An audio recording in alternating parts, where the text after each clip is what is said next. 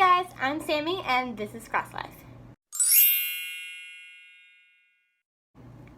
Today I wanted to share with you one of my favorite passages in the Bible, Hebrews 11. It's titled Faith in Action. Now faith is confidence in what we hope for and assurance about what we do not see. This is what the ancients were commended for. By faith we understand that the universe was formed at God's command, so that what is seen was not made out of what was visible. By faith Abel brought God a better offering than Cain did. By faith he was commended as righteous when God spoke well of his offerings. And by faith Abel still speaks, even though he is dead.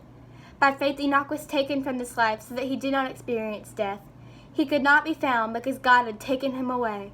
For before he was taken he was commended as one who pleased God, and without faith it is impossible to please God. Because anyone who comes to him must believe that he exists, and that he rewards those who earnestly seek him.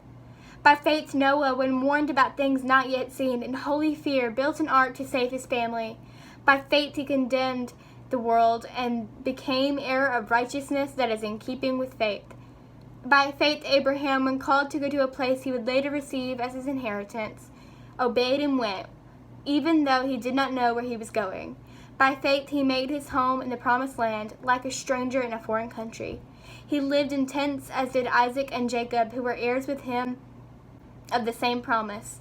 For he was looking forward to the city with foundations, whose architect and builder is God.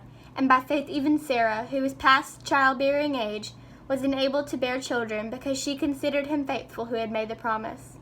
And so from this one man, and he is good as dead, came descendants as numerous as the stars in the sky, and as countless as the sands on the seashore.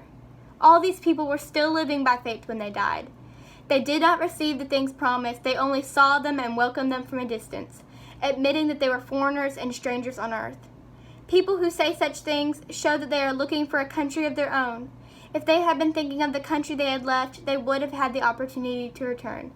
Instead, they were longing for a better country, a heavenly one. Therefore, God is not ashamed to be called their God, for he has prepared a city for them. By faith, Abraham, when God tested him, offered Isaac as a sacrifice. He who had embraced the promises was about to sacrifice his one and only son, even though God had said to him, "It is through Isaac that your offspring will be reckoned." Abraham reasoned that God could even raise the dead, and so in a manner of speaking, he did receive Isaac back from the dead. By faith, Isaac blessed Jacob and Esau in regard to their future. By faith, Jacob, when he was dying, blessed each of Joseph's sons and worshipped as he leaned on the top of his staff. By faith, Joseph, when his end was near, spoke about the exodus of the Israelites from Egypt and gave instructions concerning the burial of his bones. By faith, Moses' parents hid him for 3 months after he was born, because they saw he was no ordinary child, and they were not afraid of the king's edict. By faith, Moses, when he had grown up, refused to be known as the son of Pharaoh's daughter. He chose to be mistreated along with the people of God rather than to enjoy the fleeting pleasures of sin. He regarded disgrace for the sake of Christ as of greater value than the treasures of Egypt, because he was looking ahead to his reward. By faith he left Egypt, not fearing the king's anger. He persevered because he saw him who is invisible. By faith he kept the Passover and the application of blood, so that the destroyer of the firstborn would not touch the firstborn of Israel. By faith the people passed through the Red Sea as on dry land, but when the Egyptians tried to do so, they were drowned. By faith the walls of Jericho fell after the army had marched around them for 7 days.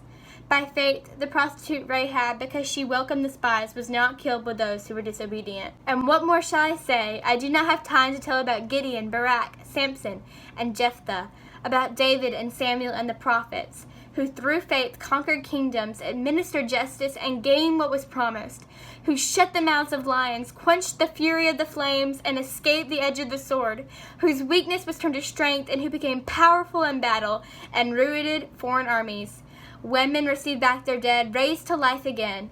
There were others who were tortured, refusing to be released, so that they might gain an even better resurrection. Some faced jeers and flogging, and even chains and imprisonment. They were put to death by stoning, they were sawed in two, they were killed by the sword. They went about in sheepskins and goatskins, destitute, persecuted, and mistreated. The world was not worthy of them. They wandered in deserts and mountains, living in caves and holes in the ground.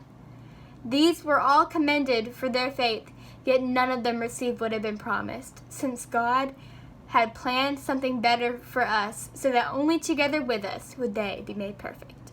I love this passage because it reminds us that we are not living for this world. We have faith in heaven, and we can look forward to that when we die.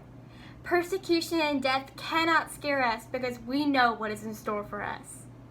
I hope you liked this passage as much as I did, and I encourage you to read it on your own. See if you can get another message out of it. That's why they call it the living word. That's all for now. Bye!